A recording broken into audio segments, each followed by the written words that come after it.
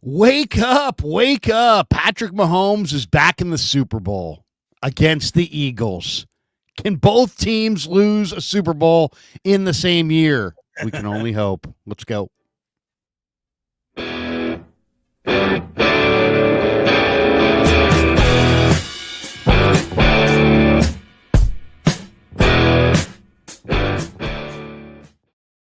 Welcome to Wake Up. It is great to have you here. We're brought to you by Sam's Chowder House, and it is fantastic to see you once again. Thank you for being here. We do have some 49ers news to actually share with you. Brant Boyer is the new special teams coordinator. As everyone pretty much knew, Robert Saleh was going to bring him along for the ride from New York, and indeed that has happened. We will get into all of that today since Niners are always our focus here, but the 49ers, Larry, won't be anywhere around the Super Bowl, and I guess that's where we have to start our conversation today because we officially got our Super Bowl, like you said. Patrick Mahomes and the Chiefs against Saquon Barkley and the Eagles.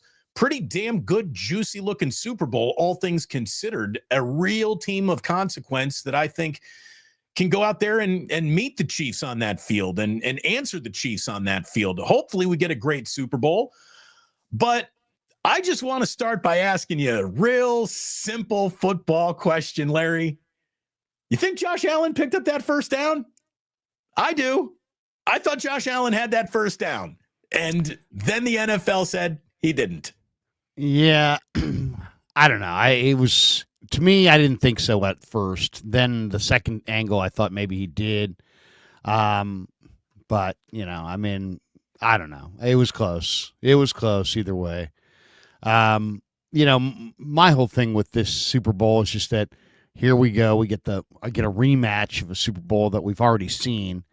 But I think it's going to end the same way the last one ended, which will be a close game, hard fought game. And somehow, some way, Mahomes and the Eagles or Mahomes and the Chiefs will wind up on top. And, it's just, Josh Allen had everything going his way, right? He had a great year, but what he didn't have, and we kind of referenced it, and it was the reason that I ultimately bet the Chiefs yesterday, is just that they didn't, as much as I wanted to invent a defense for the Bills, I just couldn't. They didn't have enough on defense, and I'm like, I don't know how, I'm looking at these Kansas City numbers. Mahomes had thrown for less than 200 yards a bunch of times, and Kansas City's not running it all that efficiently. They're not necessarily stopping the run. Their receivers on the outside are not necessarily doing a whole lot. It just doesn't – they look like they're kind of limping towards the finish line. But you know what? They found a way to put up 32 points. 32 points yesterday. That's the season high in points for the Chiefs. So, Kansas City's amazing. I would go back to Andy Reid, when the game's tied 29-29, and you go back to that final drive of the Chiefs and some of the play calls, and he's just, to me, if there's something that should be learned from the Chiefs, because, you got to learn. You got to keep learning because the Chiefs are on top. If you're going to figure out a way to beat them, you're going to have to figure out a way to, see what exactly they are doing. One of the things that it seems like they do really, really well is in the fourth quarter, they have great play calls and they move Mahomes out of the pocket. And when he can start moving to his right or to his left and there's all new angles, for him to find just somebody kind of diagonally cutting across the formation is he just does it with such ease that to me, it seems like that's the solution offensively for the 49ers. It's like, they have a quarterback in a lot of ways is a lot like Mahomes. He doesn't have Mahomes' arm strength, but he's a competitor. He's got great vision of the field, and he can move. And the Niners ought to do that.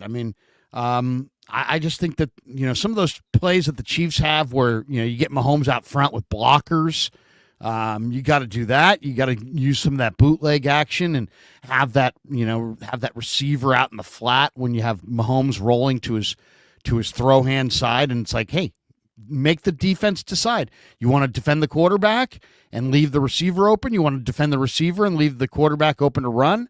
It's like truly a run pass option play for Mahomes, and he's operating it at an incredible level. So I like Philly to run the ball, and they're running the ball well, but somehow, some way, and I don't know how, I don't know exactly what it's going to look like, but I'm taking Kansas City on the money line. It feels like Mahomes always makes the right decision. He never has a moment where he makes the mistake that screws up the game or the game plan. What did we have? A really nice corresponding number of Niner victory when Brock Purdy doesn't turn the ball over. The Niners didn't lose this year when Brock wasn't responsible for the turnover. It feels like that formula is always in play for the Chiefs. You talk about the choices that he makes. It looks like an option. He can tuck it and run. He can throw it and go. It's off script. He's out of the pocket. He's dangerous. And you're right about all of that. The good timing, Larry, also extends to Steve Spagnuolo, who feels like he, like Andy Reid, keeps a couple of plays in the back of his play sheet, or in his case, a couple of blitzes on the back of his play sheet that he just saves for the X marks the spot time in the game. And when he decides to unleash that blitz, if it doesn't get all the way home straight up, it so thoroughly disrupts the play. If you ask me, what is the Chiefs' greatest strength? It's timing. It's timing of the choice, of the game-breaking play, of the moment where you thought you were going to get back into the game. Oh, no, you're not. And that, to me, is where the Chiefs just rubber meets the road. They got all the coaching in the world, maybe not even all the talent in the world anymore, but they got the best timing I think I've ever seen a football team have in terms of regaining control of a game, snuffing out hope for the other team. They pounce. When there is an ounce to pounce on, they're all over it all of the time.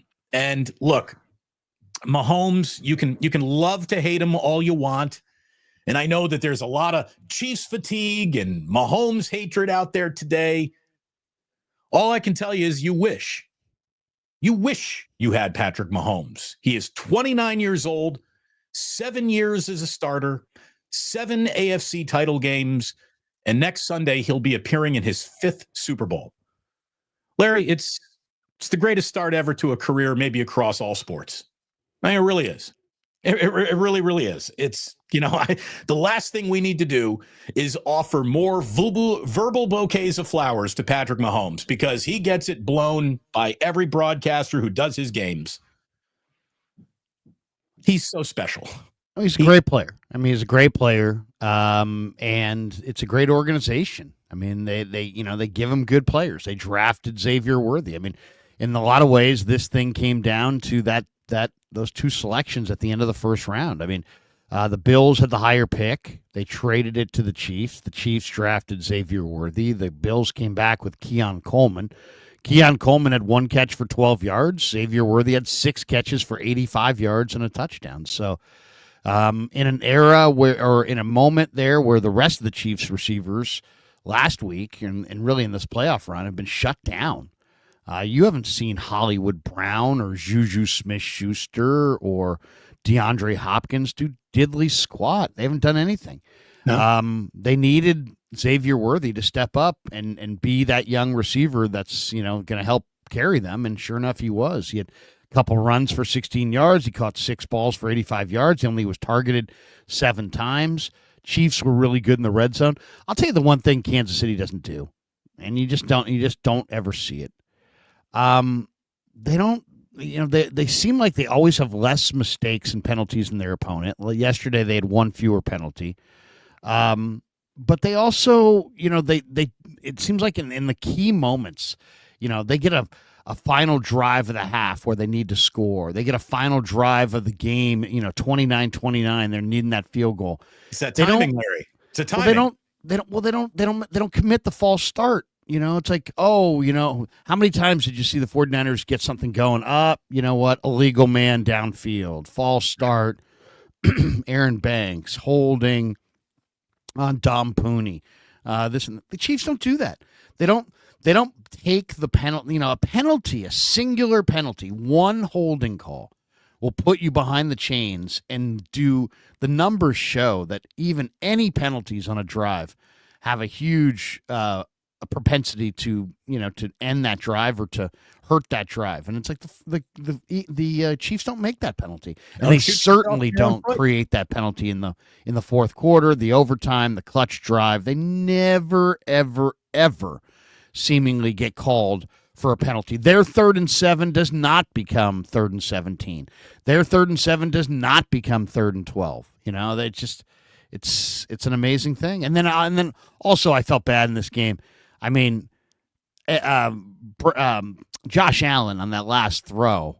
I mean, my gosh. I mean, catch the ball. You're a tight end. Yeah. The ball's right there. Dalton Kincaid, you're supposed to be one of the better hands tight ends in the game. I mean, like Mark Jesus, Andrews catch all the over ball. again. Catch Mark the ball. Andrews all over again. These AFC tight ends letting down their quarterbacks in huge moments, man. It's happened all over this playoffs. It really has. I'd love to know, though. I'd love to know how many of the home teams have won in the last decade on Championship Sunday. And I think if there's anything that really should be learned from yesterday, if you're the 49ers, is guess what? You know, you won last year and went to the Super Bowl. What did you have in common with the Chiefs and the Eagles? You were at home on Championship Sunday, and you found a way to get it done. And it's now we're at a point where only one team gets that bye week. And obviously, we've always had only one team had the home field advantage. But I mean, now you've got a situation where only one team gets the bye, and the 49ers can't, whatever they do with Brock Purdy, they better get it done before we get to, late June, because he's got to be there. He's got to be there for the OTAs. He's got to be there for the mandatory minicamp. He's got to be there when you're trying to install your offense and taking your new wide receiver and your new tight end and your new offensive lineman and your new running back, and you're trying to teach them the Niner offense. He needs to be there. So, I mean, the 49ers always they love to gear up for these contract talks. It's like, let's try to win. Well, guess what?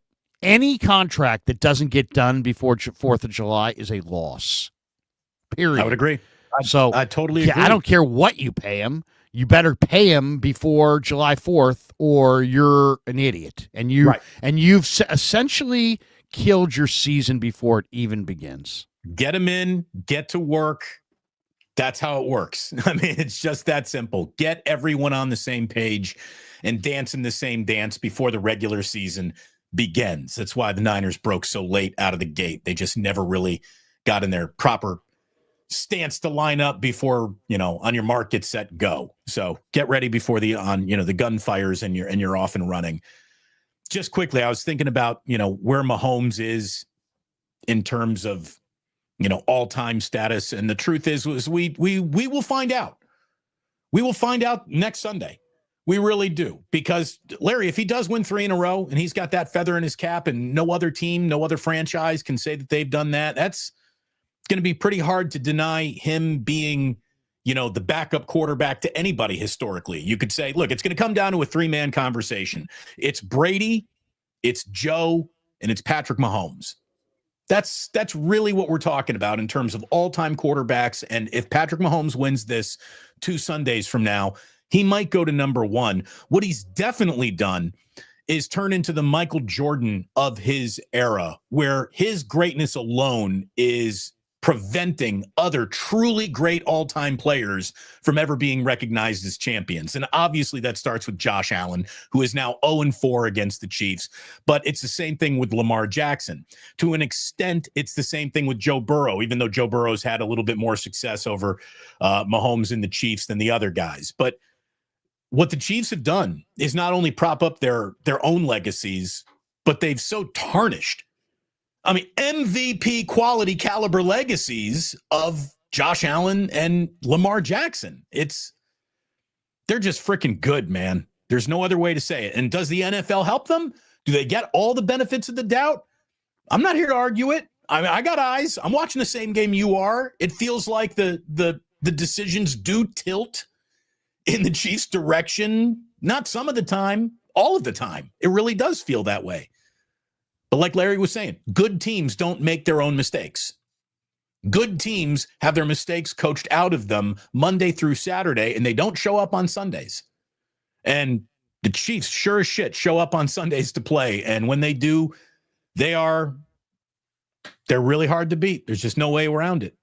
This is a Monday, Larry, that Bills fans know all too well. That feeling of, day late, dollar short, just a little bit more would have gotten there. I was surprised how little Josh Allen was attacking downfield, especially in the second half when they're chasing the scoreboard a little.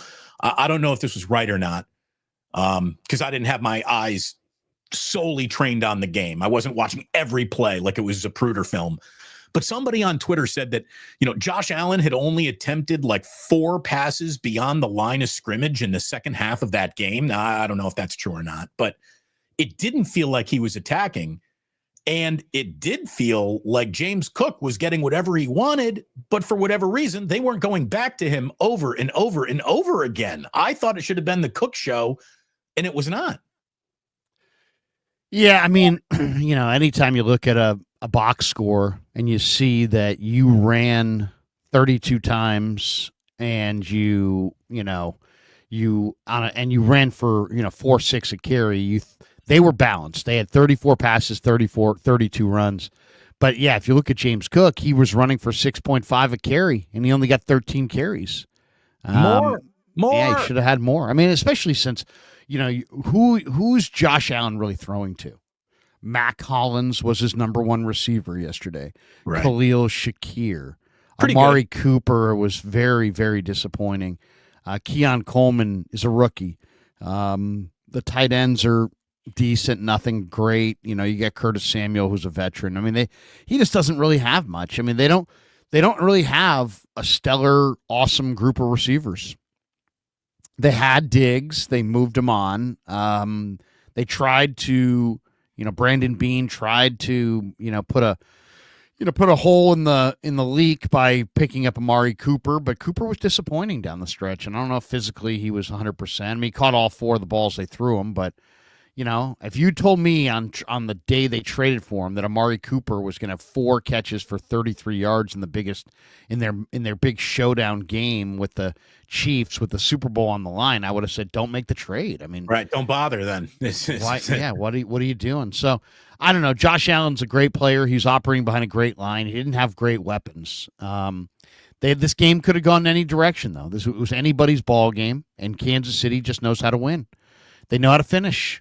They absolutely do. I mean, they weren't spectacular in any phase. They had 2 sacks. They did have 8 hits on the quarterback. Karlaftis is really fantastic. He had 3 hits on the quarterback. Chris Jones had 2 hits on the quarterback. So I mean, wouldn't be a playoff game if Chris Jones didn't hit the quarterback a couple times. But I mean, Kansas City this is not like, oh man, they're rolling and they're just going to continue to roll. They're kind of limping towards the this. team that's rolling is the Eagles. I mean, yeah, the Eagles are the one that are rolling, and they got a big physical offensive line. They got Fangio, and but they're also the Eagles kind of might be a little home cooking too. I mean, we'll see. But I still think that Kansas City's going to find a way to get this done. I'll say this: I really get the vibe that the league wanted to have this 3-peat narrative in the Super Bowl. I mean, there was a freaking Chiefs Christmas special this year featuring Travis Kelce's mother. I mean, the NFL, to say that the Chiefs, between their Taylor Swift and their Christmas specials and their celebrating of the 3-peat, the potential 3-peat, the Chiefs are the league's darling right now. They don't need calls, but they get calls. They take chances on bad guys like Kareem Hunt, and it doesn't seem like it ever burns them. You know what I mean? It doesn't.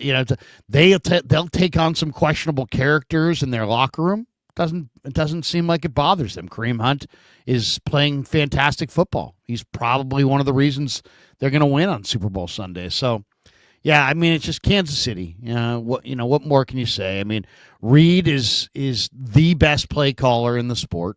He's got the best defensive coordinator in the sport. He's got the best special teams coordinator in the sport. He's got the best quarterback in the sport, and a very, very good general manager.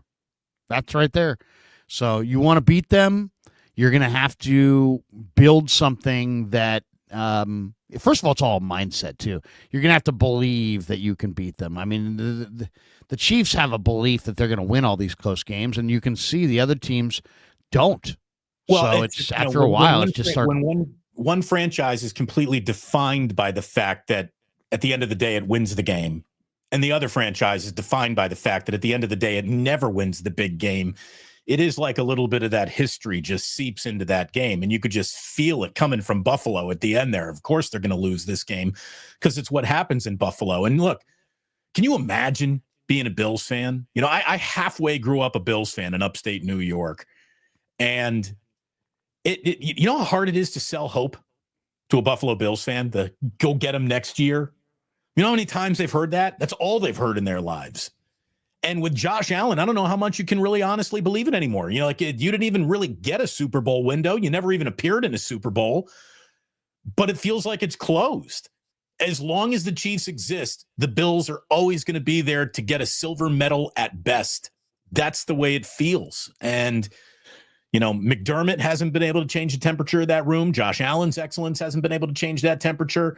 You know, Von Miller, the old man Von Miller hasn't been able to change that. It's just, they never, ever, ever get it done in the big game. And it's like a self-fulfilling prophecy every single time they go out there to play in a big game. You know how it's going to end before it even starts. You really do. You really, really do. Still, it was a good game. A couple of really good games. Even though the Eagles created some separation, just watching Saquon Barkley made that a good game. Like, Larry, here's the thing. I don't know who the MVP is going to be. The MVP is probably going to go to somebody who's already gone home for the year. It's going to be Allen or it's going to be Lamar. If we were factoring in postseason play, it has to be Saquon Barkley unanimously. Okay? This guy is just dropping like Joe Flacco, the year that the Ravens beat the Niners in the Super Bowl, had one of the singular greatest all-time quarterback postseasons. Saquon Barkley is doing that version, but as a running back right now. Here we go. We'll share the screen on Saquon Barkley. Here's the moment from Hard Knocks that from the summer. Just bury the knife in him, Larry. Just twist it. What's the latest? Just on the Saquon thing. I just got a text that Chicago's driving the price up and Philly's out. I don't know if that's true or not. Which I don't know if I'll make a couple of calls. I don't even know if that's gonna happen, but I have a tough time sleeping if Saquon goes to Philadelphia. I'll tell you that. As I told you, just being out. I've been around enough players, so but he's the most popular player we have by far. yeah. Joe Shane sitting there with a shit-eating grin on his face, like he somehow has some kind of secret that Wellington Mara doesn't know. You're Joe Shane. You've never won dick in your life. You only started shaving like 3 weeks ago, and now you're like you basically just handed your best player to your arch rival because you couldn't get it done, despite the fact you have no talent on your roster to speak of, and this guy was your best player. You still abused him. He runs to Philly and now is going to the Super Bowl. I'm surprised Joe Shane didn't get fired for that. Every single member of the Giants front office should be marched out to the middle of Times Square in New York City. And on the hour, every hour, one of them is executed until they draft a player better than Saquon Barkley. I mean, so good bad. God. You want to talk about you think you know more than football reality? That's I think I know more than what my own eyes tell me. I can move on from our best player, no problem. Larry, I don't think it's an exaggeration. Saquon Barkley is the best ad in this league as a free agent since the 49ers added Christian McCaffrey. And when was that? That must have been years ago. Well, I guess that was just a year or two ago. Yeah. No, it's amazing. In fact, if there's one thing that we ought to kind of maybe focus on is that look what happened the last couple of years.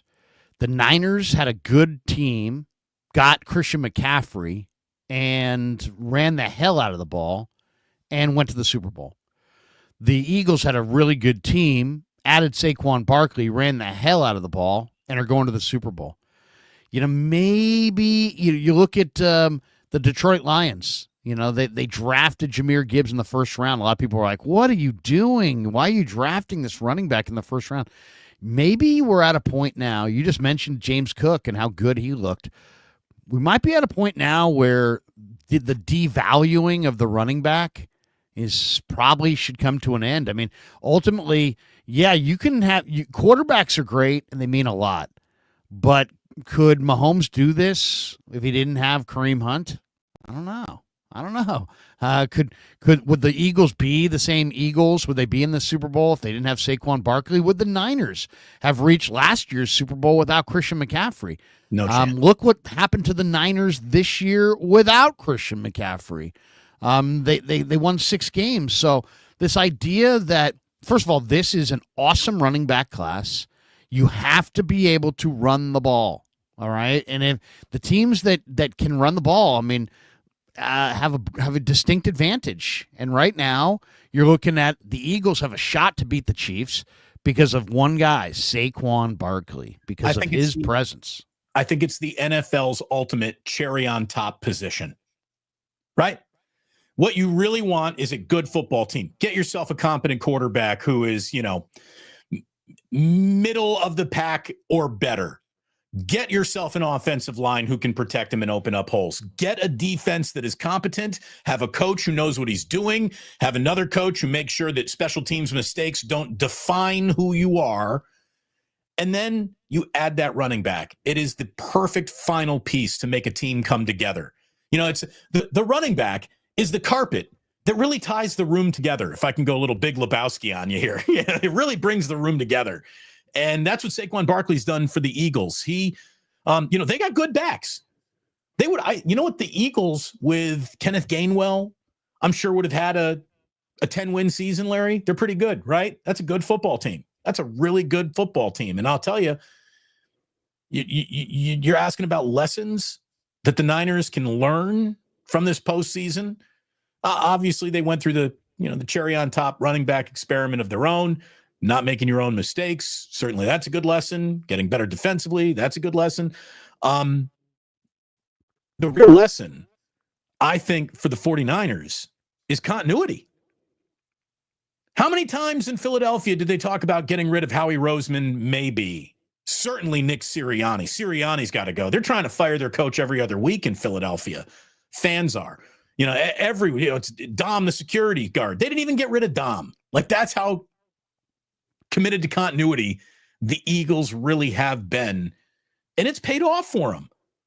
They don't shoot themselves in the foot with mistake after mistake after mistake. By the way, well, I mean, I'll go even further. I mean, what do these Eagles and Chiefs have in common? What do these teams have in common? They have great offensive lines. The Eagles go Jordan Mailata. Jordan Mailata is going to be in Canton someday. He's that good. Landon Dickerson's a Pro Bowl left guard. Cam Jurgens a really good young center. Mekhi Becton is a house, absolute house, and he's fitting great at right guard. Lane Johnson's going to the Hall of Fame. The Chiefs' interior is one of the best interiors in all of football, led by Creed Humphrey. So, this is where the 49ers have to, they got to do a couple things here this year. They got to find another. First of all, here's the other thing. When Pacheco went down, the Chiefs are cooked. But they found what? They found Kareem Hunt. And now they got them both. Right now, here we are. It's January, almost February, and they have them both. You can never have enough good backs. When your backs go down, I mean, look at the Chargers this year when they had J.K. Dobbins. Then all of a sudden he went down, and they struggled to win. Yeah, I mean, they struggled to win games. I mean, the 49ers had depth there with J.P. Mason, but it wasn't, this is an awesome running back draft. Go get yourself an awesome running back, maybe a couple of them. Have good backup backs. Redo your offensive line. Get a big, powerful center. Get a big, powerful fullback. Start to run the ball in the low red zone. But the 49ers need to, really they need to build up both their defensive line, their offensive line. But they've got to focus at the point of attack. They've got to be able to stop the run. They got to be able to run the ball. They can't do either right now. Larry, how about that second down, that second and goal where it took like 4 or 5 offsides from the Commanders to the point where Hocules kids out there saying, we technically can award a score if you don't stop jumping off sides because half the distance to the goal line, that never ends mathematically. We can take this to infinity if you guys keep jumping offside. So we're not going to allow. I've been watching football for almost 50 years, Larry. I've never heard an official make that announcement in a stadium saying that if you guys don't stop jumping off sides, we're just going to give the other team their touchdown because we got to keep this game moving forward. That was something else. You're talking about Frankie Louvu hurling himself over trying desperately to kill the tush push. I respect it. He's coming through that wall like he's a freaking Kool-Aid man. I respect it. I really do. But you only get to bite at that apple so many times before everyone's like, all right, dude, you need to chill just a little. I understand what you're doing. You're trying to stop the unstoppable. By the way, the whole tush push thing, whether you like it or don't, it doesn't even matter. How come one team can be so good, so unstoppable at it, and yet another team with a bigger, stronger, even better quarterback in Josh Allen is so bad at it? Like, say whatever you want about the tush push. The Bills might be in the Super Bowl if they had something like that. It's amazing how bad Josh Allen is in short yardage to gain situations, and he's one of the great running quarterbacks ever. It's really they ought to eliminate the tush push. I mean, seriously. I mean, how is the tush push in any way different than a running start and hurdling over your offensive lineman? Right. You can't do that. You can't take a running start and run up the back of your offensive lineman and jump into the air and block a kick. Field goal. You can't block a kick by hurdling over your offensive lineman. And why should you be able to push your you're going to snap the ball to the quarterback, and then you're going to line up two guys behind the quarterback who are then going to push the quarterback.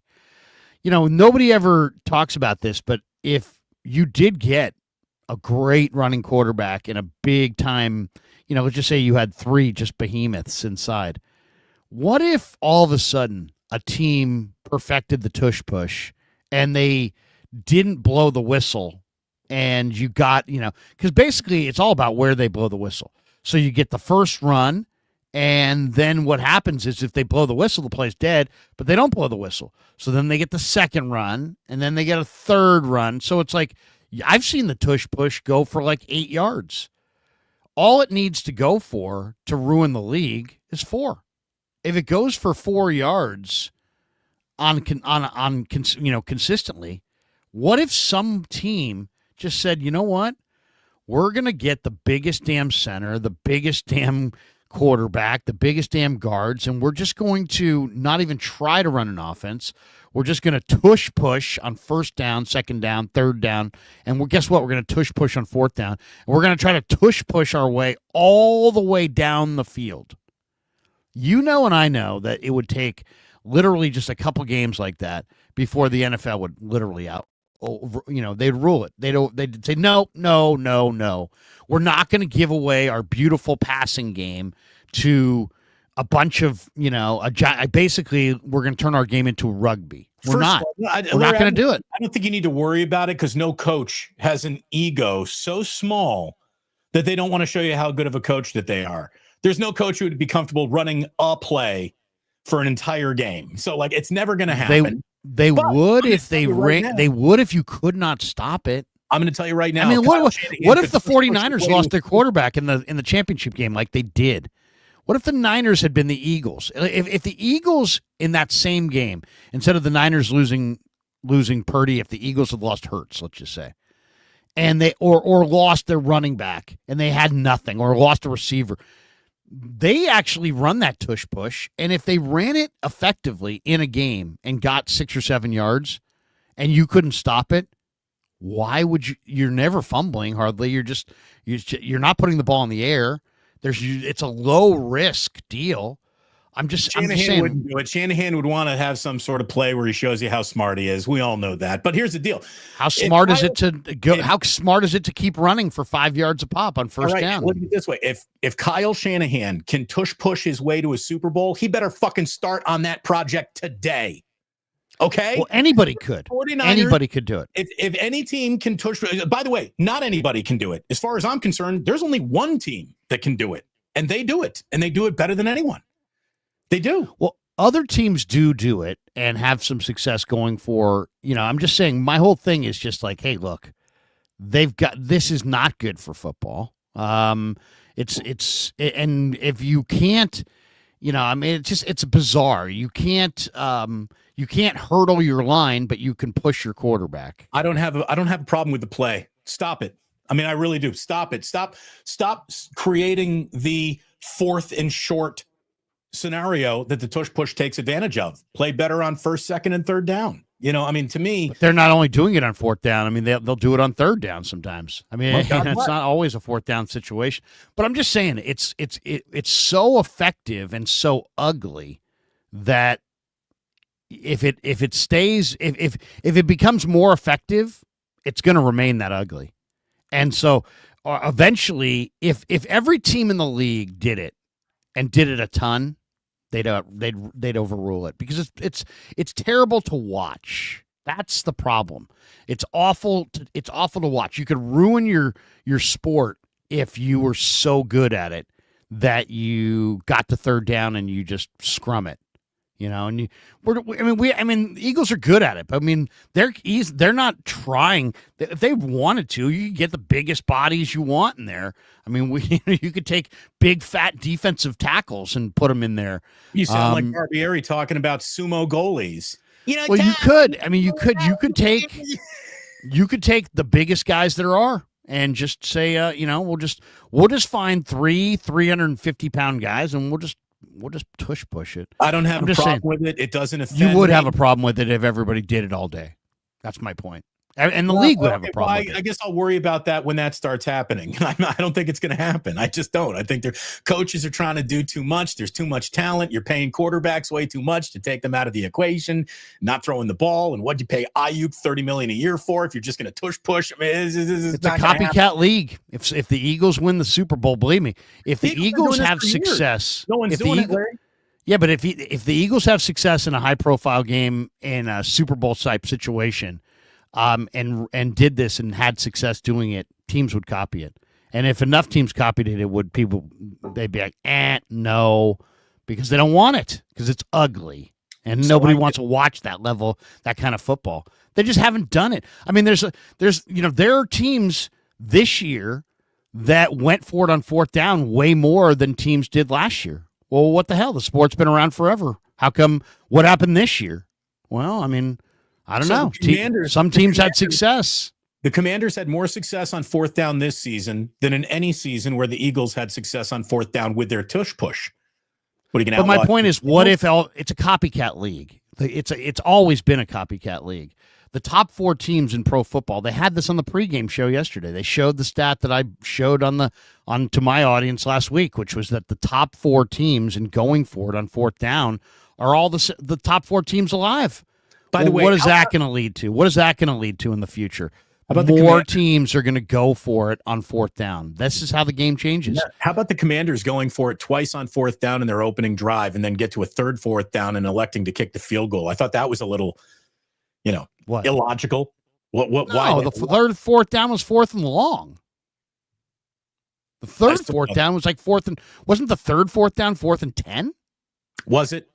Was it? It was either 4th and 10 or 4th and 7.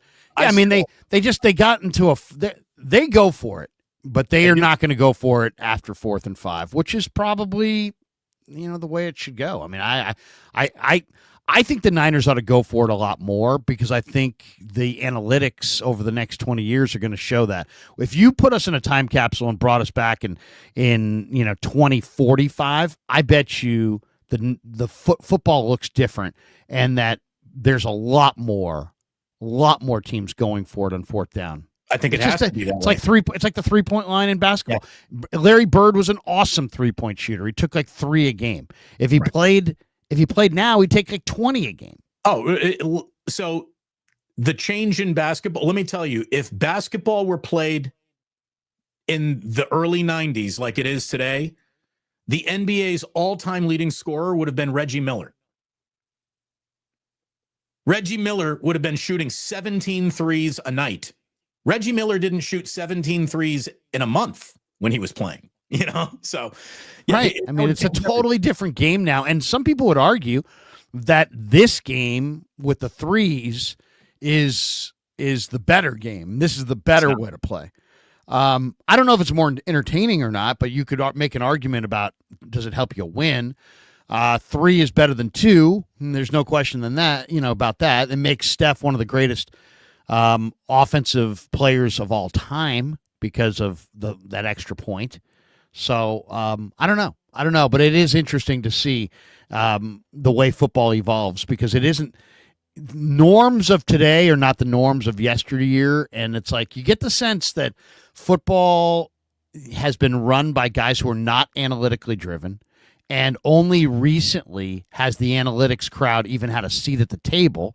Now they do have a seat at the main table in every franchise. Every team's got analytics people that they look at, their draft choices through an analytic lens.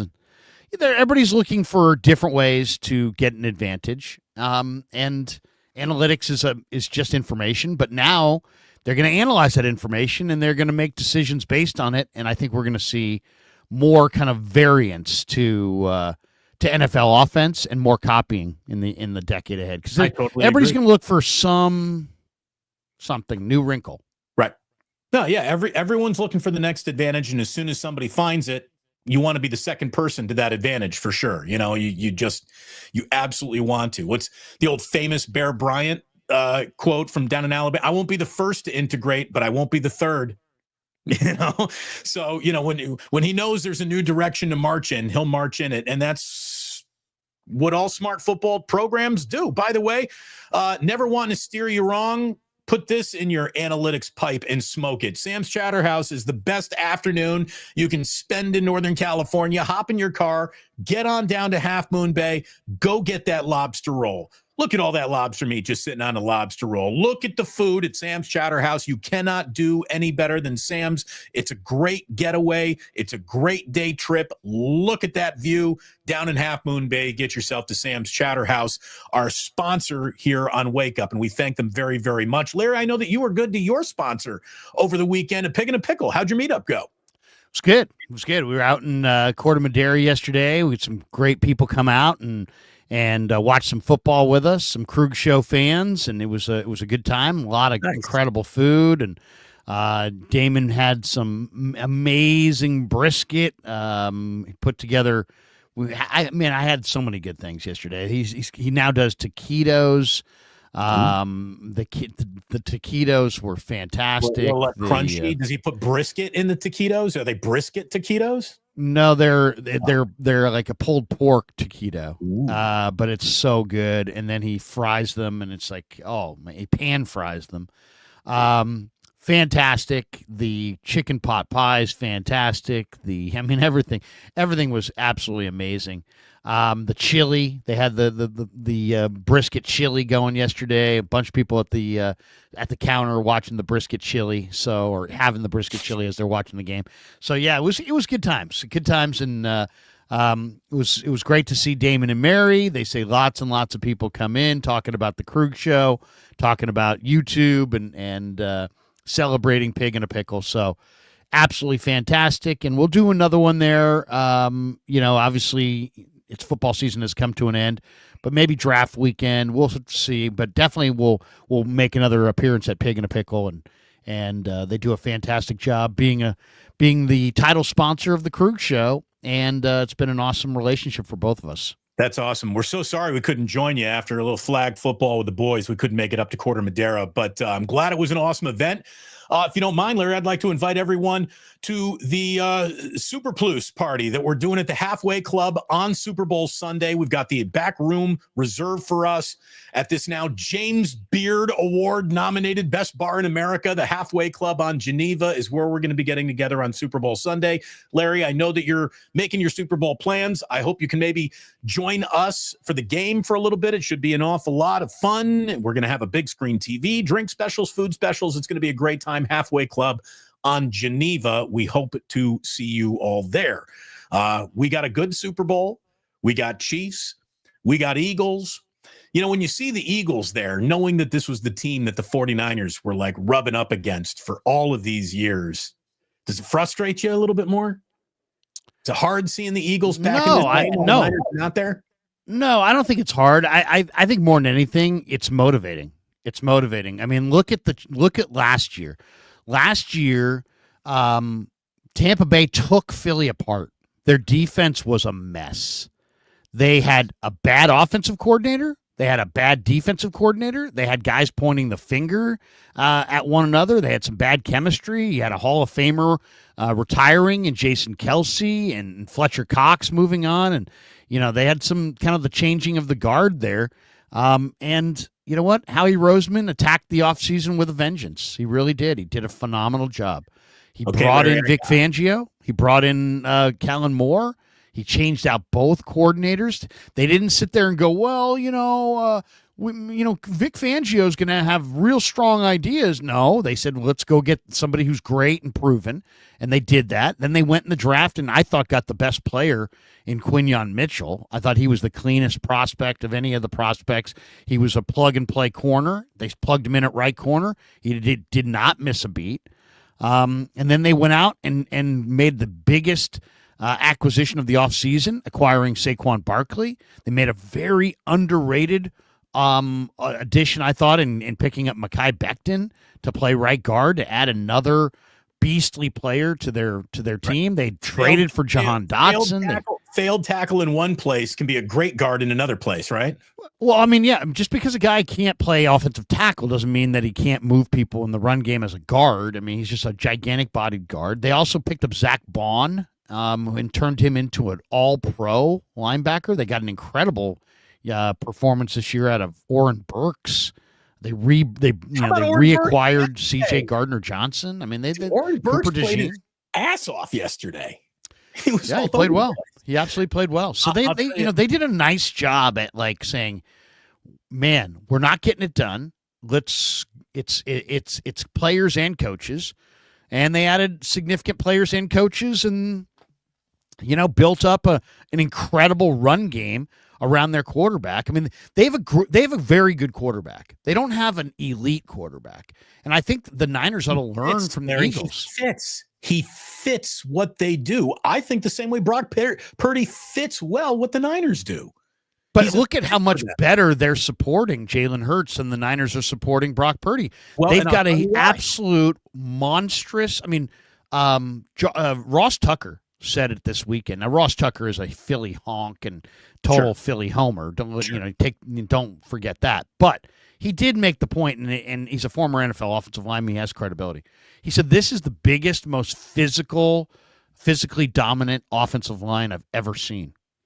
Now, whoa, that's saying something. But if you take a close look across the board, Jordan Mailata is 6'8" and 365 pounds. And he's a great, great player. So that's your left tackle, okay? He's 6'8", 365. That's gigantic. Your right tackle hasn't given up a sack in like 4 years.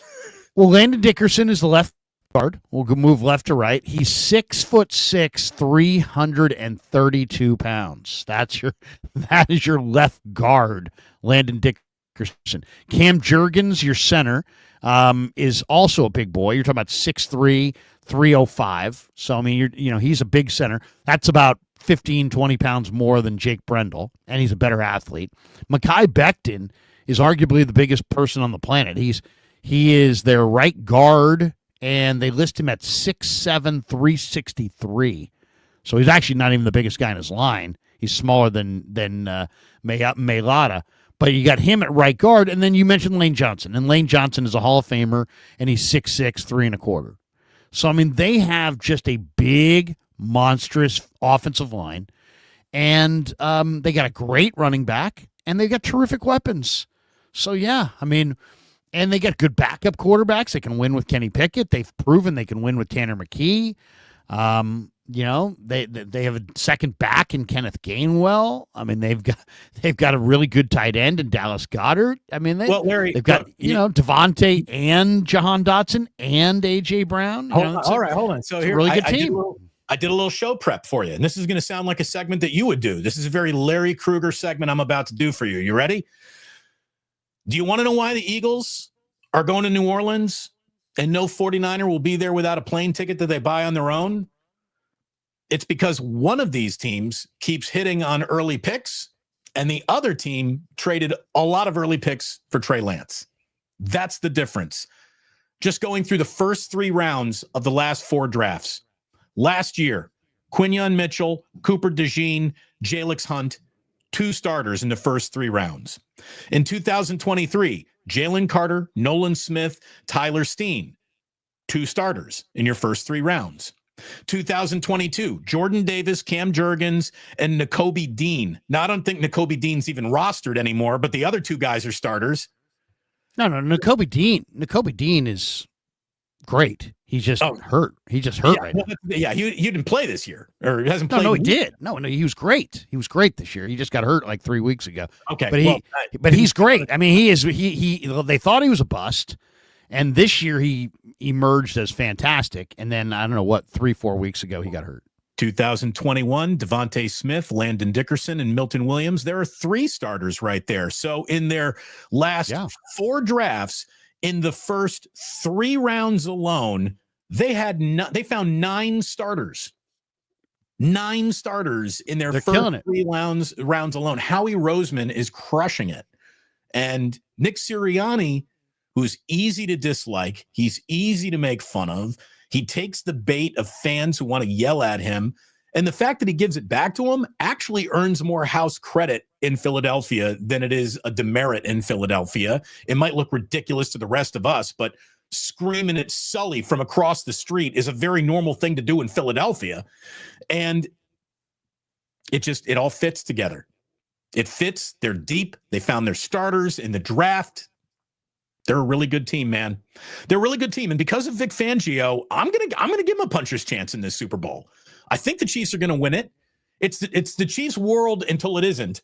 But I will say that the Eagles are maybe the best team remaining to make it an isn't Chiefs world out of this Super Bowl. They really are. I think they got the defense, they got the defensive coordinator, and they got a guy in Saquon Barkley that can take the Chiefs and leave their offense on the sideline. Like, I think if you're the Eagles, you are looking for 12-play drive after 12-play drive after 12-play drive, all Super Bowl long. Run the ball, eat the clock, beat the Chiefs. That should be the mantra of the Eagles. Yeah, I mean, run the hell out of it. Make Kansas City, play keep away. Try to dominate the time of possession in a way that limits Mahomes. Yeah, I mean, and don't turn it over. Play clean football. I think the Eagles have a real shot to win this one. I really do. I think they can run the ball, and they do have Barkley, and he might be the difference maker. By the way, as far as the Niners in their offseason, we were talking about the big physical offensive linemen. I'm going to share the screen on because I'm a solution guy. I'm not just going to bitch. I don't like to just bitch. I like to create a solution. If I find a solution, then I'll bitch. Okay, here we go. Here's a solution. Is it Brant Boyer? Is Brant Boyer your solution? Well, no, we'll get to him in a second. This is Holland Pierce you're going to see here. This is a website or not website, a Twitter, whatever. That's NFL draft files. That's a good one. This is a gigantic tackle named Holland Pierce. And I bring him up because he's 6'8", 342 pounds. He's got the longest arms ever recorded, 36 and 5/8 inch arms. And I love this player. I've seen this guy for all year, and I really like him. Now, here's just him at the East-West Shrine practices. Look at this behemoth. This is the kind of piece that the 49ers need to draft. This guy's not going in the first round. This guy's not going in the second round. This guy probably is not even going in the third round. He's probably more of a day 3 tackle. But look at the monstrous size of this guy, and look at him just throw that guy down. I mean, this is just a huge human being, and this is the kind of prospect that the 49ers have to find themselves. They got to get themselves a dominant tackle and start moving people in the run game. I mean, look at him just throw that. This D lineman he's going to throw away right there. It's like 280. I guess 285, 290. And he just buries this guy and just throws him down. Look at this. It looks like a high schooler against grade schoolers. Anyway, that's his Holland Pierce is his name. He's 6'8", 6'7", just a huge guy with ridiculous long arms.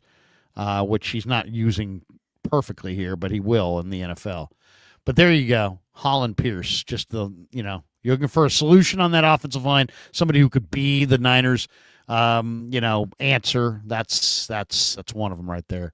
By the way, not that we're going to get into the supers here, but John Kimball is a complainer. At least he's spending $5 to complain, saying false advertising on the video title. I'm 50 minutes in. It's nonstop Eagles Chiefs talk.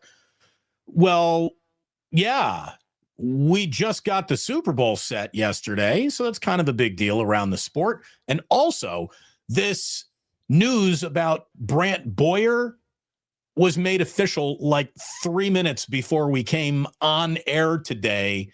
So, did Kevin change your thumbnail? And that's what happened? So it looks like this is about to be a Brant Boyer video, but it's not. All right, well, let's make it a Brant Boyer video. I don't know what he changed it to because it doesn't show that. But Brant Boyer is the 49ers' new special teams coach. Let's talk about him for a second. He is 53 years of age, born in Ogden, Utah. And he's been the special teams coordinator for the Jets. And obviously he comes over because of the nod from Robert Saleh. He actually was a player. He was selected by the Jaguars in the 95 expansion draft. And then I played his rookie season as a 6th-round pick of the Dolphins after 5 seasons with the Jags. Spent 3 seasons with the Browns. And he was an assistant special teams coach with the Indy and then moved to the Jets. Went to high school in Utah and played college football at Snow College. He was a former linebacker, then transferred to the University of Arizona, played in the NFL, as I said, Miami, Jacksonville, and Cleveland, and actually played decently. Played 130 games in the NFL, only started 17, and then began his coaching career as an intern with the Browns in 2009. And then worked with the New York Giants as a training camp intern in 2010, and then worked with the Colts special teams from 12 through 15, and he worked with Pat McAfee and Vinatieri in Indy. Then the Jets hired him in February of 2016, and despite the fact, I guess in 2021, the Jets went 4-13, his special teams ranked second in the NFL, according to DVOA. So there you go. And obviously the 49ers have had no success on special teams. They were considering Nick Sorensen for special teams. Ultimately, they were 31st in DVOA on special teams. So at this point, the Niners may know nothing at all about Brant Boyer other than Robert Saleh says, hey, he's great. But when you're 31st in special teams, there's really nowhere to go but up. So it's like you're not really taking much of a risk. He's bound to be as good or better. I mean, the odds are he'll be better. There's only one team worse. So if he's worse, he's really bad. All I'll say is this. You could throw a rock in a crowded bar and hit somebody who's probably going to coach better special teams than the Niners had last year. I'm not going to sit here and pretend I'm a Brant Boyer historian or anything like that. It just kind of proves that the 49ers are damn well lucky that Robert Saleh's game of musical chairs brought him back to them, because special teams seems to very much still fall under the Kyle Shanahan, somebody else do it umbrella. I mean, that's okay. But, Well, I mean, here's the other thing, Damon, about the special teams, and it's a little annoying. Kyle Shanahan said earlier this year, I don't care about winning the game on special teams. I just don't want to lose it on special teams. Well, you failed because you keep losing games on special teams. Well, right. But I mean, you've stated, when that is your stated position, then when other people come back to you later in the year, like it happened in this presser where Kawakami was like, I know you're not big on special teams. And then all of a sudden, Lynch is like, hey, Kyle's really big on special teams. He spends a lot of time on special teams. Well, not according to Kyle. Kyle himself said, I don't want to win the game on special teams. I just don't want to lose it on special teams.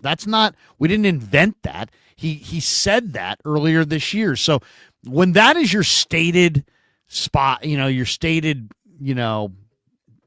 whatever, your stated mission position or whatever you want to say, whatever you want to call it. Your mission statement about special teams is that we don't care about winning the game on special teams. We just don't want to lose it. Well, guess what? Then you have opened yourself up to people saying, well, we know you're not that big on special teams. And it's like, okay, there's probably a little difference between, the two things, but you know what? It's not crazy to say you're not big on special teams when in the same calendar you said, I just don't want to lose the game on special teams.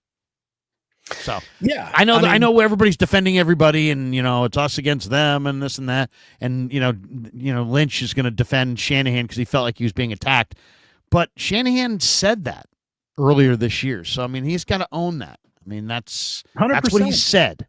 Yeah, 100%. And look at it this way: his version of owning that is now letting Robert Saleh take care of that. Hopefully, Robert Saleh's got higher standards for his special teams appointed coach than Kyle Shanahan's had for his. Because this is the 2/3 of this team's coaching staff are Robert Saleh's decisions now. What he does as a defensive coordinator, he brings in the special teams coordinator. Robert Saleh is better have a huge year. Well, I mean, I like it. I like this. I mean, okay, I'm a believer that old people know everything and young people know nothing. And I know that sounds really, I know there's going to be a lot of people who will be like, oh, you get all, okay, boomer and all the, whatever. I'm not a boomer, but whatever. Call me whatever you want. But it's really true. You can sit there. Why? Because experience is what matters. Experience is how you learn in life. Were you a good talk show host the first day? Maybe. You were better after getting experience. Sure. Were you good at whatever you do the first day? Sure. But you're better today with more experience. I don't think it's the only person who would devalue experience is someone without it. Experience is absolutely what do they look for in jobs? It's like, hey, there's prerequisites. I need you to have worked in a similar field for a year. I need you, people want to see that you have the experience to do it. That's just a common thing. It cuts across industries. Okay, so experience really is the name of the game. The 49ers got rid of Brian Schneider, who was experienced. And they were talking about replacing him with Nick Sorensen, who was not very experienced. He'd only coached special teams one time, and they were dead last in special teams the year he coached it in Jacksonville. So I there was a lot of talk that the Niners were going to go for a younger special teams coordinator who did not have a ton of experience but would bring lots of energy. And instead, they went the opposite route. They went with a proven veteran coach in Brant Boyer. Now, I can't tell you tons about Brant Boyer, but one thing I can tell you is that he was the special teams coordinator for the Jets beginning in 2016, and he did survive 3 different head coaching changes and was on the staff under Robert Saleh, there in New York. But I mean, so they blew out 3 different staffs and they kept their special teams coach. So, I mean, that tells me that, 3 different regimes saw value in Brant Boyer. So he, as I said, he was, prior to joining the Jets in 2016, he was the Colts assistant special teams coach for 4 years, 2012 through 2015. So anyway, we'll see where it goes. There's nowhere to go but up. Yeah. You're 31st in special teams. You can't do a whole lot worse. Well, Shanahan doesn't sound like he had a connection with anybody that was good, but maybe Saleh does. And if that's the case, then you know what? Bring it on. Bring it on. The Niners have done everything else, right? They invested high picks in special teamers. They invested free agent dollars in special teamers. That now they've got a coordinator with experience who comes recommended from Robert Saleh from the Jets. So we'll see. They did have a return for a touchdown last year, or they had a couple fakes or something. They did some things that the Niners would never do. Every single special teams coordinator is basically sitting down at the same poker table, right? You got a kicker that is, around league average. You got a punter who's he's a fucking punter. No big deal. You get one of those anywhere. And what you really have is like the last 8 guys on the roster to play with. That's what you really get. You get the bottom third, the bottom fifth of the roster to really be your group, to come together and just play competent. Like not a lot of games are won on special teams. So I'm not going to crucify Kyle for saying, we're not trying to win on special teams, but the truth is you can win a game on special teams. That can be a value add if you try to coach it into being that. If you're just going to let it doesn't really matter that much, then don't expect much to ever happen. And certainly for the 49ers, not much has ever really happened on special teams. It's bad. And all those things that happen are bad. I mean, for the last 20 years, special teams has been a yawn. Yeah, I mean, they outside of Brad Seeley, when Harbaugh was here, when they had like guys like Blake Costanzo, and they really were good on coverage units, and they had a real good run there. Right, you had under Brad Seeley Jr. But who never other really than that much.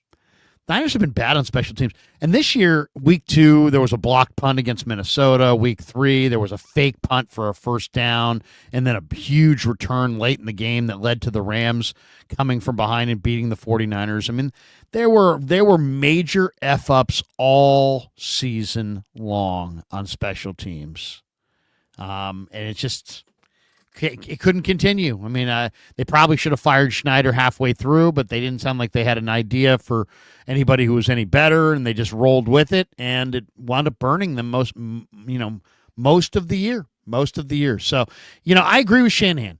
You don't necessarily have to win the game on special teams. You don't have to have some super creative way to win the game on special teams, but you have to be competent. You have to be efficient. You have to play mistake-free football. When was the last time the 49ers went, I don't know, an entire game with no penalties on special teams? I mean, it's like 49ers special teams and penalties are just like one and the same. I mean, they just go hand in hand. 49ers this year? 49ers played one good game all year, the Bears game. And sadly, it's probably more reflective of the Bears being bad than it was the Niners being good. But they played one really well-balanced four-quarter football game all year, and it was against Chicago. And that was it. Every other game had easy to see. The Jets game was pretty decent. The Jets game wasn't bad. The Dallas game had a good third quarter, but you're right. They didn't play. They didn't put a 4-quarter game together all year for the most part. And that's why it was like late in the year too, when people were like, well, you know what? If they just win out, it's like, what? Win out? They can't even win back to back. And you have them running the table. Well, if they win every game the rest of the year, yeah. And but yeah. Larry, did my Philadelphia Eagles draft prep segment give you the feeling of me not mailing in this show? We never mail it in. Girls, we try not to mail it in, but we're all human. We've all got flaws. And let me tell you, this time tomorrow, I am on a plane with my wife heading to just south of Cancun, Riviera Maya. We're going to be in Mexico for 4 days. I got 4 nights of fish on the beach. There will be margaritas. There will be other things. It's going to be a really, really good time. But, Larry, that means I am not with you for the rest of the week. So no wake up on Monday or on Wednesday or Friday. And I'll be back a little wookish next Monday for you. Well, enjoy yourself. We'll be here working hard, as we always do, growing the empire of Krug Channel Nation. So looking forward to that. It's an empire and a nation now. Oh, it's a nation. It's an empire. It's a movement. Oh, by the way, here we go. This, just so we have a little context, since we just threw this out there on this Brant Boyer. Here's a little extra info for those. Here's a real fan of mine. Big Money Music says, "Take your time, Damon. Thank you very much." Jets special teams DVOA. 2024 with 5 different kickers, they were 29th. So they didn't have a good year this year.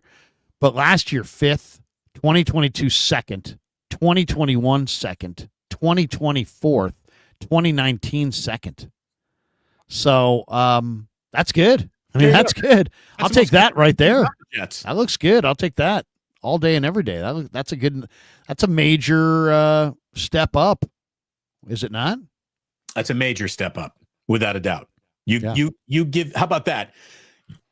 You can take five positions away from each of those ending positions, and it's still a massive upgrade. You know, you can add a digit to everything. Drop from 2 to 12, and you've still done better than what the Niners did last year. So, all right, let's hit some supers here. Barry Ford says, unless you're up 2 touchdowns on the Chiefs with 2 minutes to go, then you may have a chance to beat Patrick, who will probably go down as the best quarterback ever.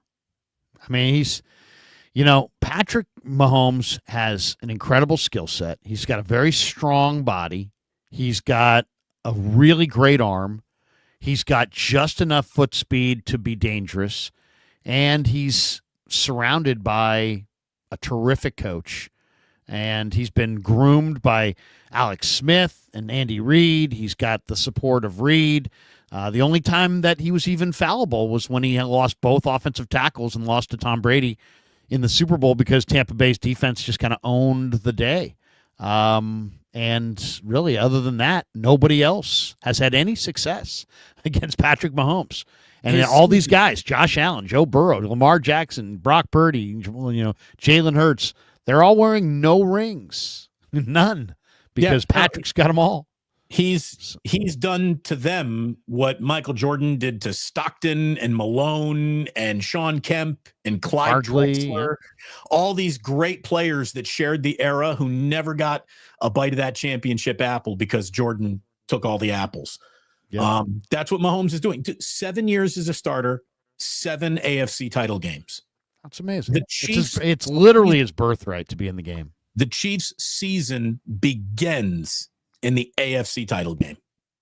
It's amazing. That's freaking amazing. They've got this thing, and here's the other amazing thing: nobody ever hires Spags away. Nobody ever hires Dave Taub away.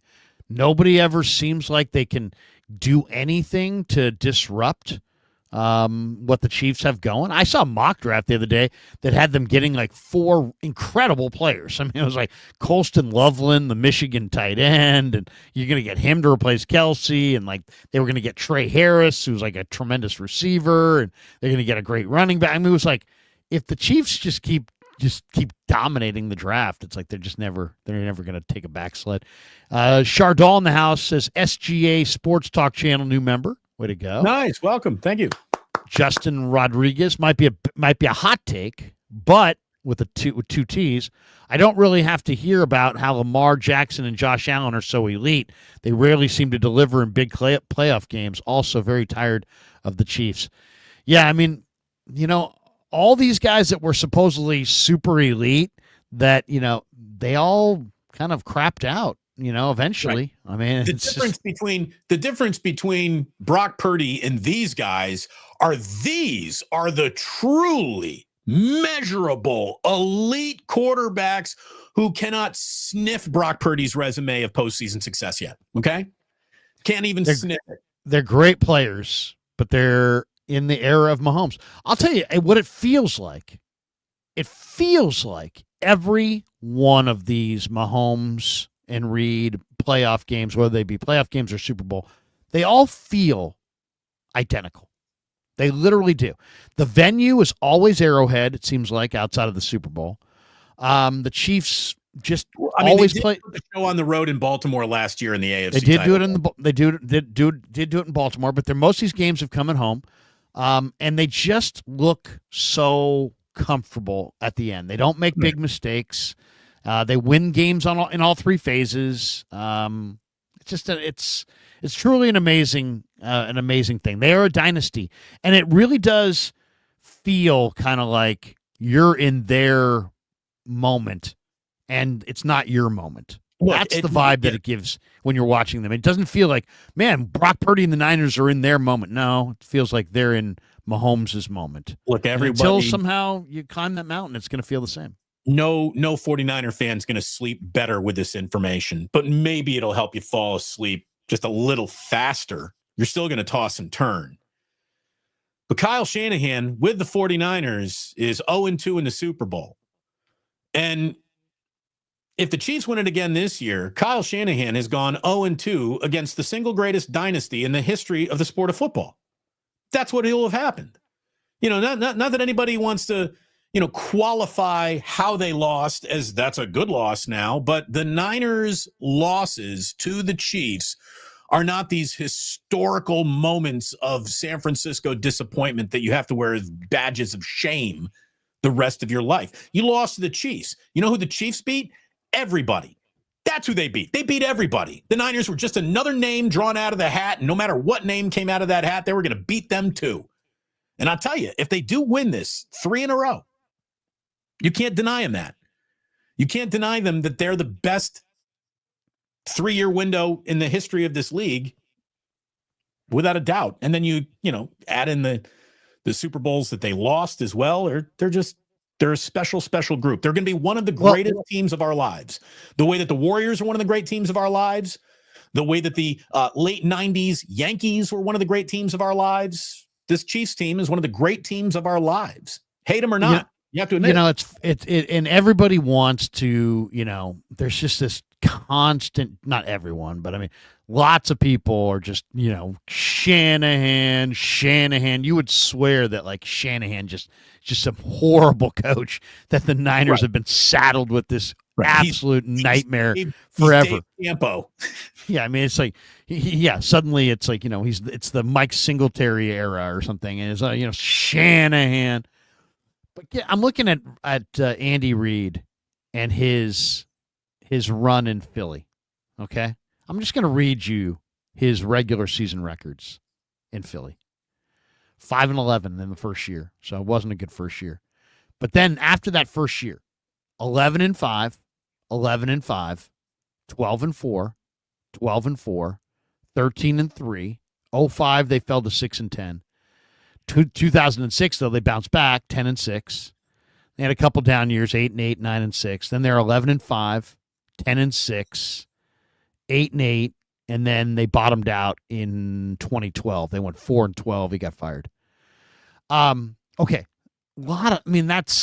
that's what, 1, 2, 3, 4, 5, 6, 7, 8. That's 8 10+ win seasons and a 13 win season in there. They only went to the Super Bowl one time. Out of all that entire run, this is from when he was 41 years of age to when he was 55 years of age. Basically the prime of his coaching career. He went to one Super Bowl.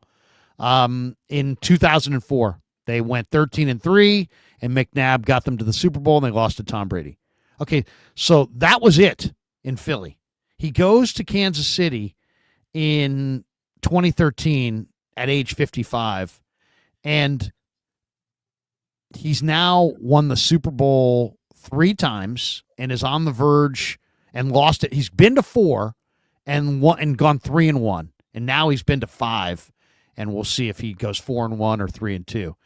But either way, I mean, 5 Super Bowl appearances with Kansas City, all after the age of 55. How old do you think Kyle Shanahan is right now? To like 46, 7? Yeah, probably in his mid-40s, I would say. And Kyle's already been to multiple Super Bowls. 45. Kyle's 45 years old. He's 5 years 45. So me. at this point in the same age, Andy Reid was in Philadelphia. He'd already had 4 11-win seasons, and he had never been to a Super Bowl at age 45. And Kyle Shanahan had been to 2 Super Bowls already, and he's 45. I just think that everybody's a slave to the moment. And we're all about recency bias. But I mean, if you really look at this thing with lose the emotion, lose the whatever you need to get clicks, and just look at it, just kind of, take the macro view. I'd say Kyle Shanahan's a damn good coach who has not been able to win the Super Bowl. Does it mean that he'll never win the Super Bowl? No, it does not. It just means that to this point, he's been a really good coach, but he hasn't been able to climb to the top of the mountain. I don't think it's an exaggeration to say that over the last handful of seasons, the 49ers have been the second best team in football. With the Eagles' success this year, maybe they've knocked the Niners down one peg. So Niners are now the third most successful team in football, behind the Eagles, who are back to another Super Bowl here. So you gotta, and it's not like Andy Reid lost to donkeys. He lost to Tom Brady once in Philly and once in Kansas City. He lost to Tom Brady both times that he didn't get the Super Bowl. Other than that, he's got 3 rings. Right. I'm just saying. And he didn't get his first ring until he was 61 years old.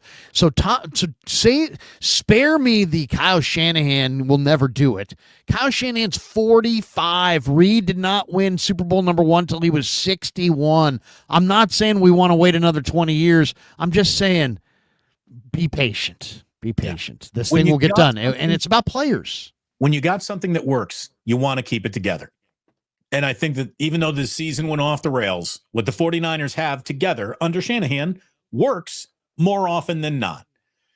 And to expect more than that, just victory assured and delivered to me every time I roll out of bed, that's just not how the NFL works. The NFL is a league that is built to strip teams of their success and reward bad teams a leg up to find success.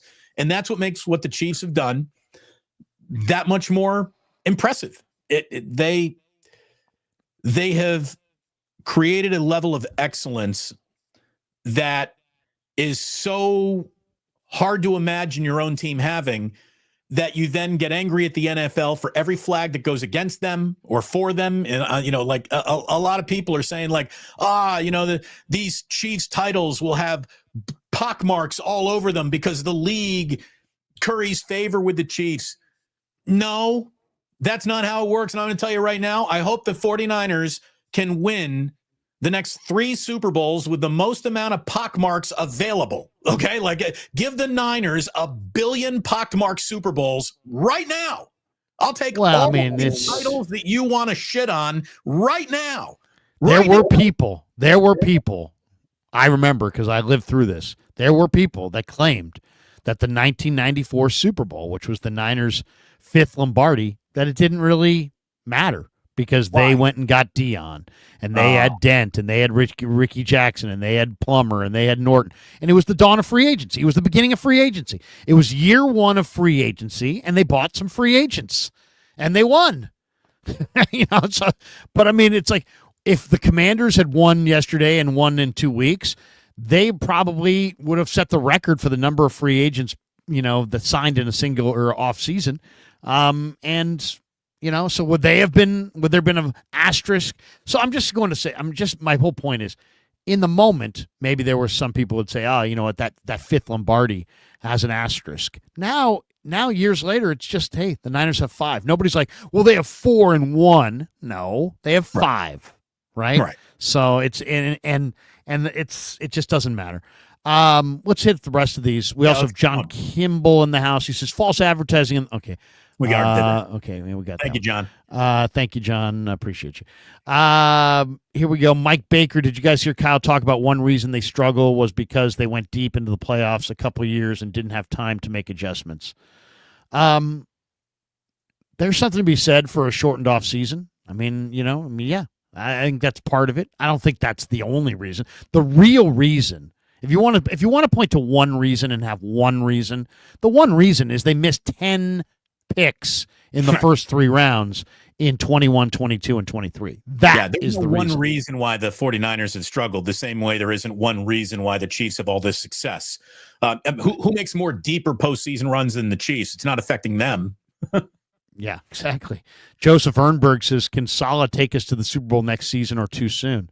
It's all about players, Joseph. If they run it back with the same players, no, they will not go to the Super Bowl. If they have a 12 to 15 man draft class and sign 3 or 4 key free agents and get their quarterback signed, yeah, they got a shot. They absolutely got a shot. I mean, we'll have to see how guys bounce back from some of these injuries, but they absolutely right now the NFC is a 4 or 5 team conversation going into next year. It's going to be Eagles again. It's going to be Packers. It's going to be Lions, and it's going to be 49ers. Maybe the Rams stick around this conversation. Maybe Tampa.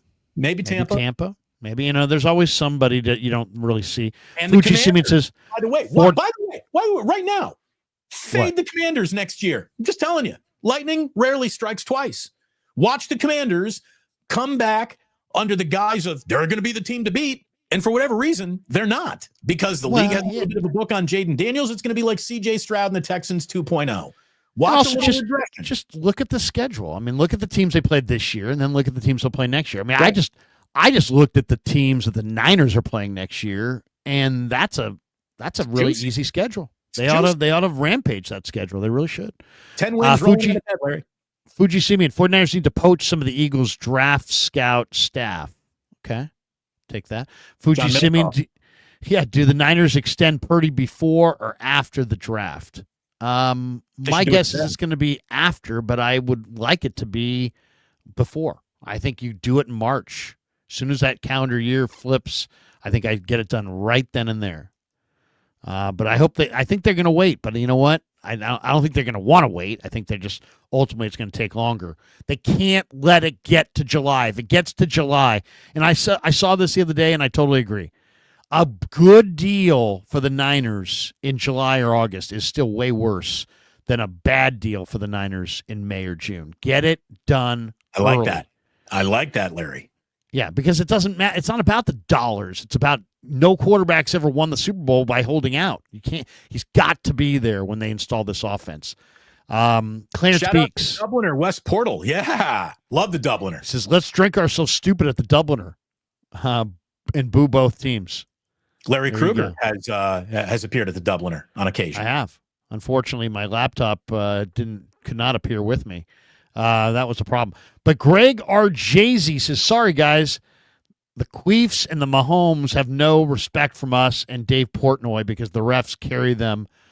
They are no dynasty on the take. Queefs. Yeah, right, they're a mega dynasty, and you and Dave Portnoy can go try a slice of pizza. Who gives a shit what you guys think? I mean, seriously, like to deny the Kansas City Chiefs of who they are and where they are means you're a jealous little bitch.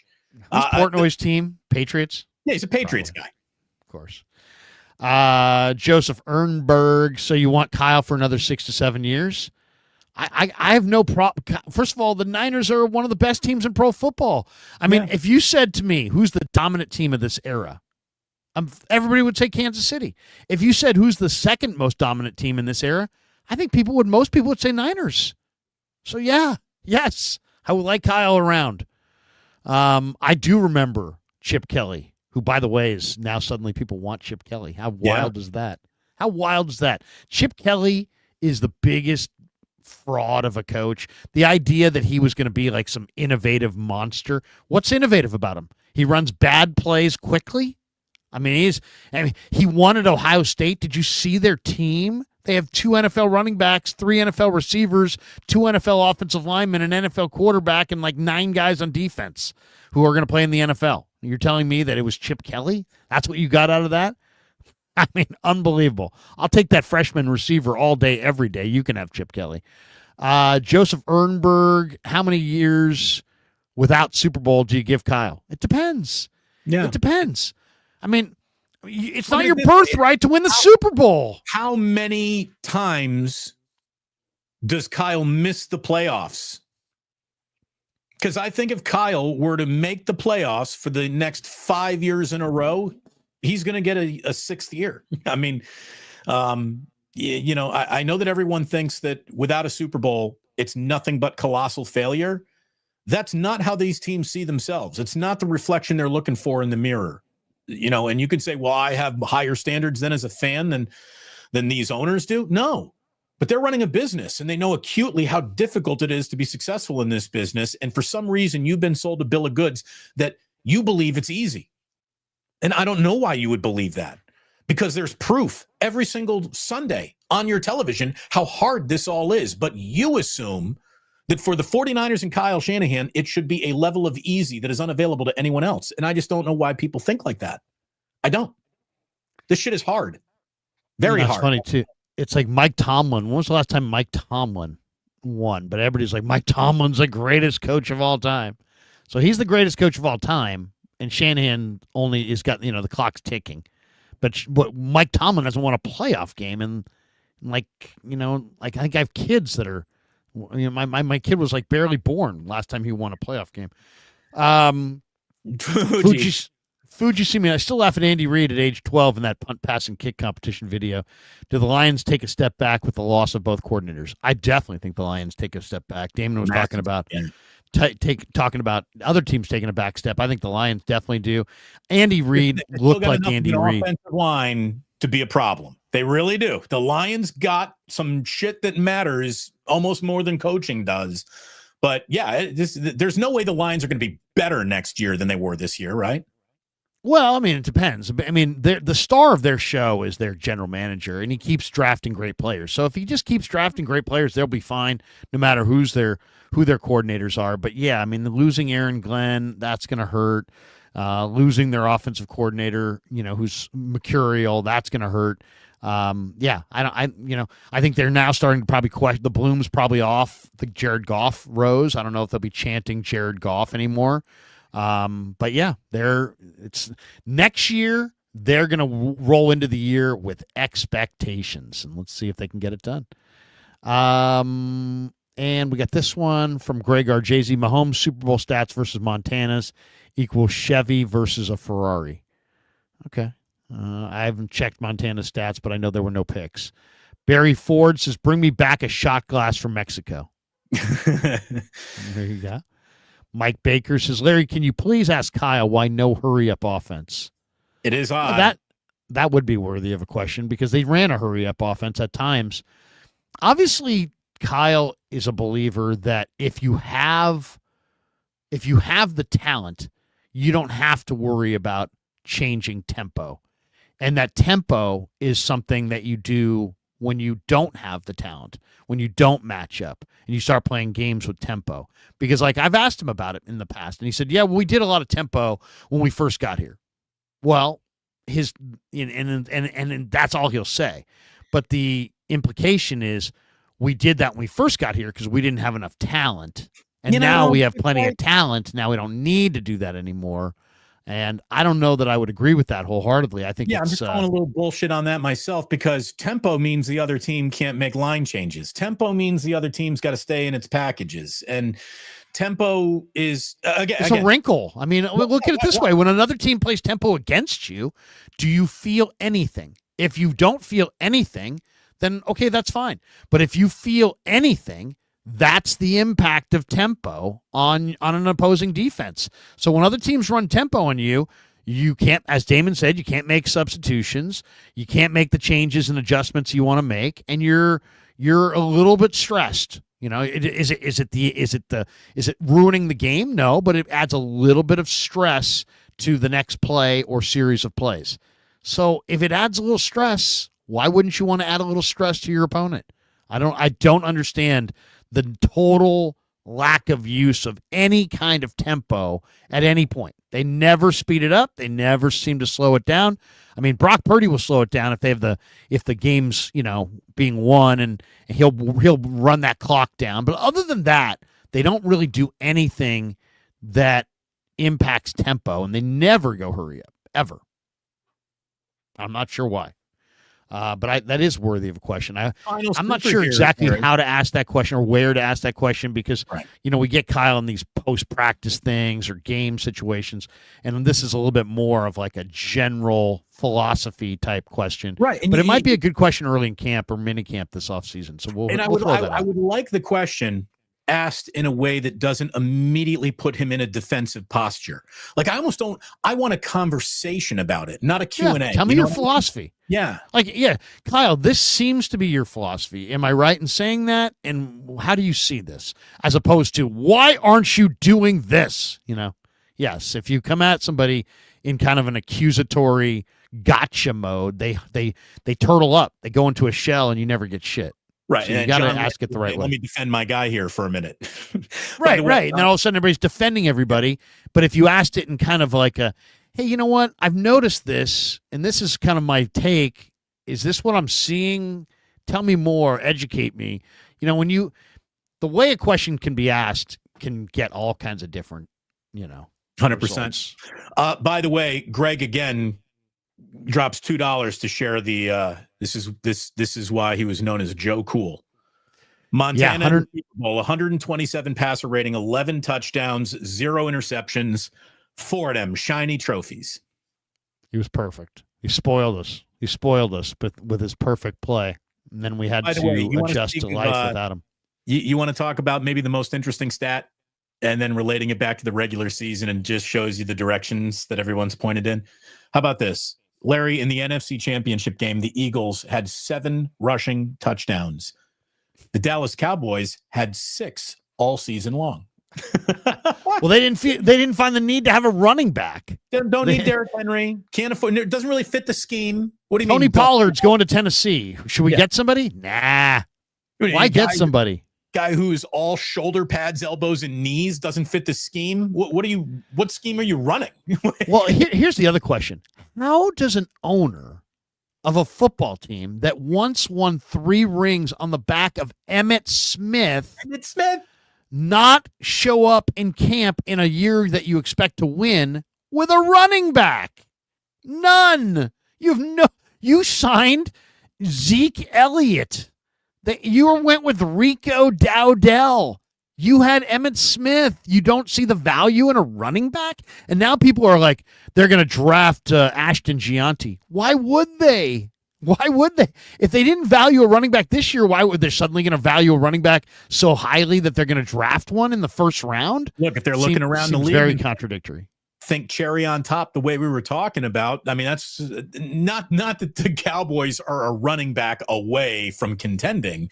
They had a lot of problems, but yeah, the choice between having a decent running back and nothing shouldn't be that hard of a choice, but it was for the Cowboys. It really was. You had Tony Dorsett. You're the franchise of the all-time leading rusher, Emmitt Smith. You don't appreciate running backs? I mean, I don't get it. Greg Arjesi says Mahomes Super Bowl 85 passer rating, 7 touchdowns, 5 picks in 4 games. There you go. He's Joe, but he's already been to. He goes. He goes to Super Bowls. That's going to do it for us. I'm on at 10:50, so 9 minutes from now with the Greg. So catch me on KMBR at 10:50 with Greg Silver, Greg Papa, talking, I'm sure, about these playoffs. And Damon, are you live at 11 this morning? I am. My final show of the week is right around the corner. Well, here's the thing. I will check in from Mexico. At some point, Larry, I will wade into the Gulf of America and do a video from the Gulf of America. Let everyone knows how it feels. But I'm really looking forward to getting away. Again, it's funny. I love being here on YouTube. It's been a great couple of years on YouTube. I'm ready to not talk sports for a while. I'm good. Like sports is just this weird place. And we'll talk about that a little bit at 11 o'clock. There's a lot of distrust in these leagues, and there's like too much gambling involved, and it's really weird. I could see all of this come crashing down in the next decade. But sports, there's a lot. There's sports media is a complete mess. Half the fans who's watching football think it's rigged. Yeah, but here's the thing about it, though. It's valued its own regular season. It almost doesn't even exist. Hockey hardly exists. MLB has turned itself into something that's hard to care about at all. I know. But here's the thing, though. I think Americans don't.